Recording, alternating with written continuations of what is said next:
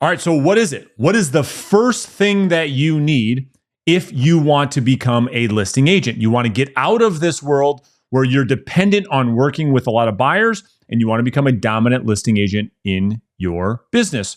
Well, the truth is this: you need a captivating listing presentation, right? You can't just show up and throw up all over the prospect and hope to win the business, yeah? We're going to need a structured, compelling presentation such that makes you the obvious choice.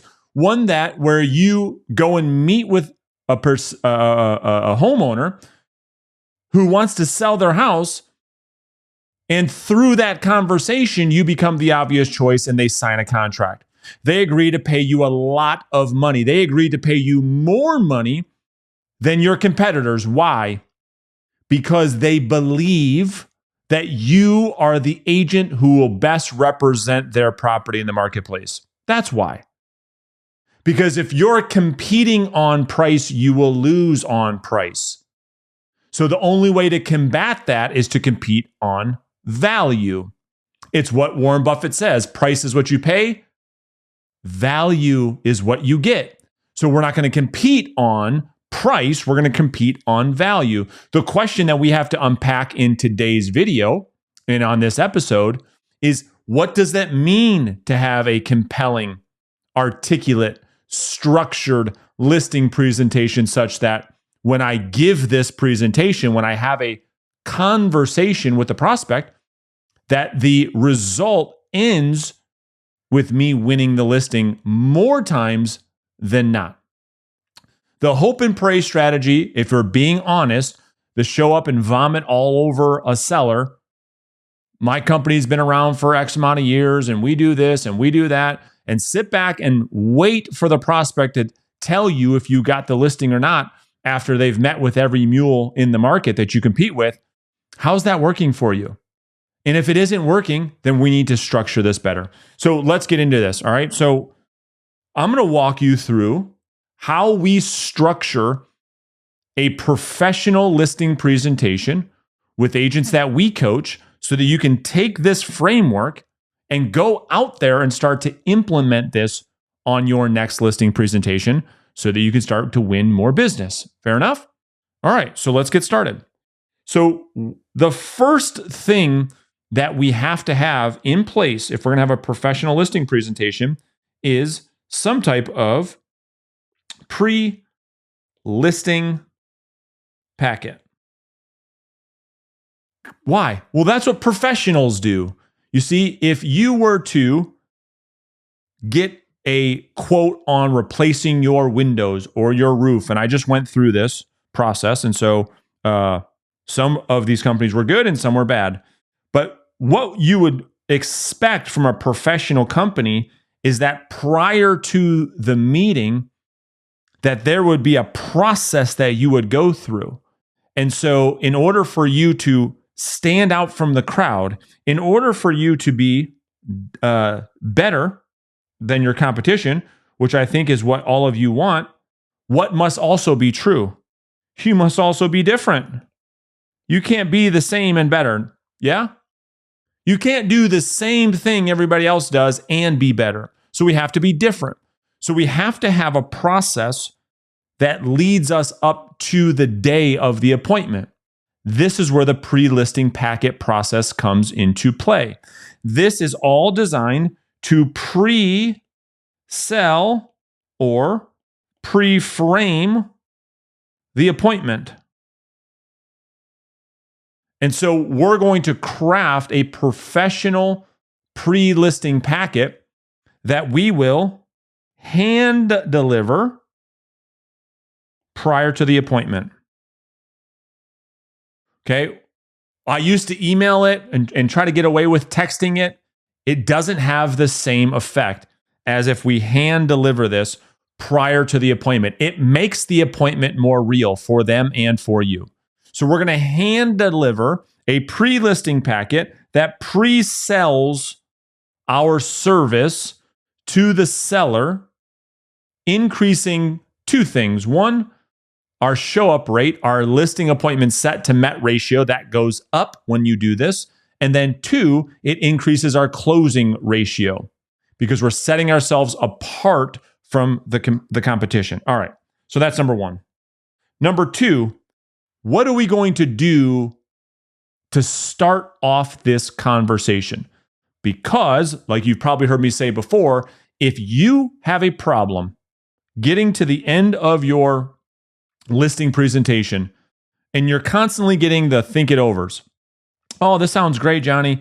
We just got to talk it over and then we'll get back to you. And you never hear from them again because they get into the witness protection program and they start ghosting you. They never pick up your calls again. If that keeps happening to you, it's not what you're doing at the end. It's what you're not doing at the beginning. It's how you're setting up the conversation that will determine what happens at the end of the conversation. Yeah? So what does that mean? In our world, we call this setting the agenda. Setting the agenda. And so when we set the agenda, we first talk about what we'll cover in this meeting. What we'll cover in this meeting so that we can lower the prospect's anxiety and you can lower your anxiety. I often give the haunted house analogy that the only reason haunted houses exist is based on the unknown. But if you were to turn on the lights and someone were to explain to you exactly what was going to happen at that haunted house, there would be no anxiety. There would be no cell of surprise. Well, that's what we want to do here. We don't want the seller to have high anxiety and high stress. We want to turn on the lights. We want to tell them exactly what's going to happen in this meeting. Number 2, we're then going to talk to them and with inside of what we're going to cover, just so that we're on the same page, of course, you need to talk about what every single seller wants to talk about. Yeah, we have to first talk about what is going to be your pricing strategy. What is it? Okay, we're going to talk about that. You need to break down the numbers. I cannot believe how many agents I speak with that still go to listing presentations and do not present the numbers to the seller. What is it that you're doing there if not that? Anyways, I digress. And then number 3, we have a discussion up front at the beginning of the appointment. At the beginning of the appointment, we talk about making a decision on working together. Brandon, that sounds impossible.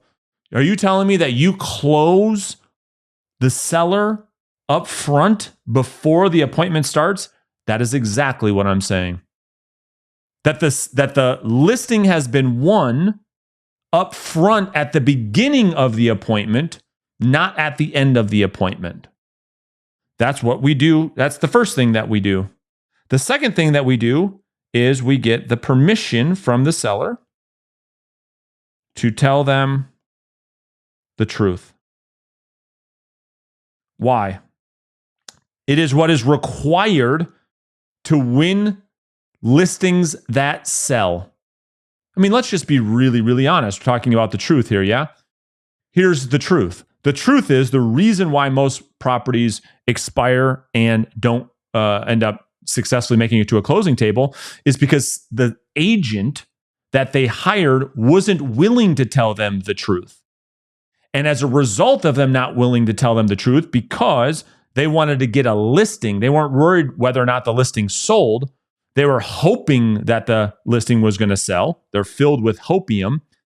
They weren't willing to tell them the truth about the property's price, the property's condition, what it was going to actually take to get the property sold, because they were worried that if they told them the truth, what would happen? You guessed it, that they wouldn't get the listing. So do they say to themselves, well, I'd rather get the listing than not get the listing. And if that means stretching the truth a bit here or there, making things seem a little bit better than they really are, telling the seller what I think they want to hear, and that means I'm going to get a listing, I'm going to do that, rather than tell them the truth and then lose the listing based on the truth. Well, watch. When we do this right, when we get the permission to tell them the truth, it actually becomes the reason that you become more appealing to that seller. It actually makes you a little bit more irresistible. It actually sets you apart from your competition. Remember, we said in order to be better, you must be what? Different. This allows you to be different than the competition. And so we get their permission to tell them the truth. Once we've set that agenda, now we're going to do exactly what we just said. So the third thing that we're going to do is we're going to walk them through our pricing strategy. Now, most of you, when I ask you, hey, what is your pricing strategy to get your listing to become the obvious choice such that you have the bulk of the buyer demand coming after your listing versus its competition? Most agents don't have an answer for that. They have no idea. Well, Brandon and I do a CMA, and I mean, that's to the extent that that's my strategy. Well, there has to be more than that. Remember, we said we can't just show up, throw up, and then hope for the best. We have to have a systematic strategy that we walk the seller through that becomes compelling, where the seller says, wow, I can see why you are the expert. I can see why people pay you more money to list and sell homes. I can see now why you come so highly recommended. Yeah? Pricing strategy. So inside of the pricing strategy, what is it that we're going to do inside of this pricing strategy? Well, number one, we're going to walk them through what we call, with agents that we coach, the days on market presentation. And we break down a story around timing when we enter the marketplace. Number two, we're going to break down through that how the home has to sell, not once, not twice, but the home has to sell 3 times. And most sellers have no idea what we're talking about. This is a point of influence. This is a point of influence. So this allows us to still build that expert authority positioning. Number 3, once we go through that, the next thing that we're going to go through is price bracketing. This is something that most competitors, most other agents have no idea about. And so we walk the seller through a price bracketing strategy or methodology rather, where the seller for the first time can see it. It's not just the words.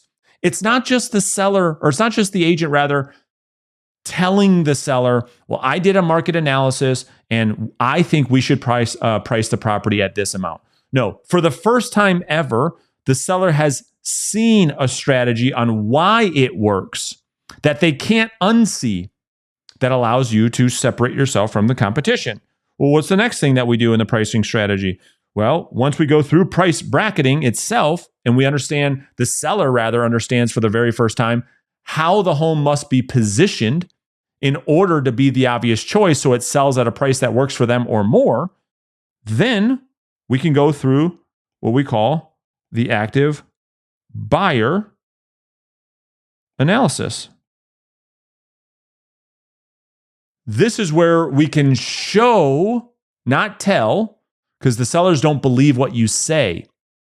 They don't believe what you say. So we have to show them the demand for their property. So we break down an analysis and we show them the current buyer demand by price bracket. So the seller can, again, they can see it with their own eyes. They can see how their home must be positioned. Now, once we go through that, then and only then can we actually walk them through their competition. So their competition, and we do an analysis on their competition. Most of the time, we're going to show, again, right? There's that word. We're going to actually show the seller the homes that they are going to compete with. When I mean show, I'm talking about physically. Yep. Leaving their house, scheduling a showing on the properties that they're going to compete with so that the seller can walk through the properties that they are going to compete with. You can't just tell them. They have to see it.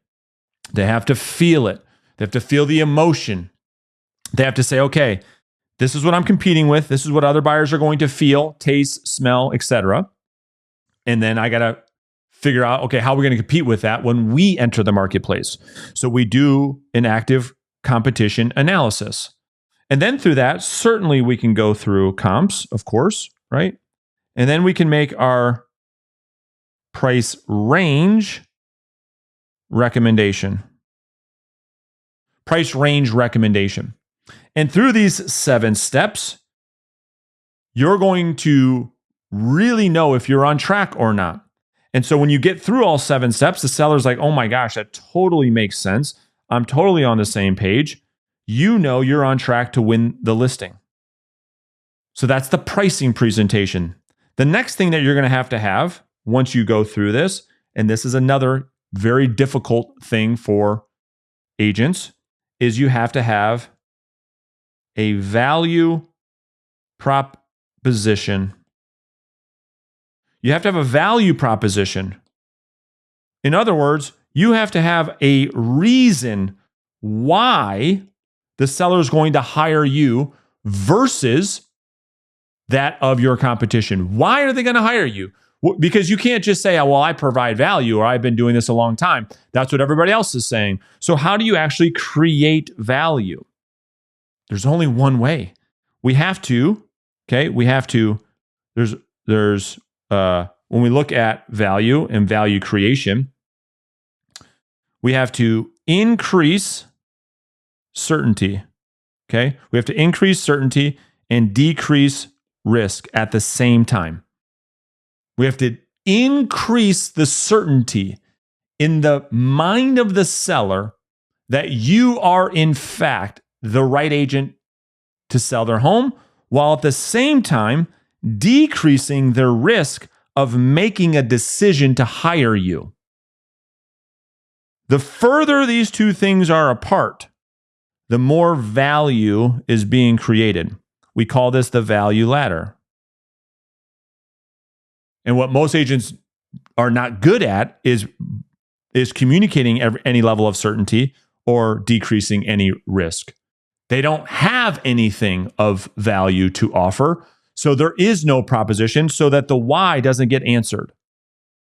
So we have to create a compelling reason or mechanisms inside of the listing presentation that would increase the perception of successful outcome that they want, which is to get the property sold, right, at a price that works for them or more.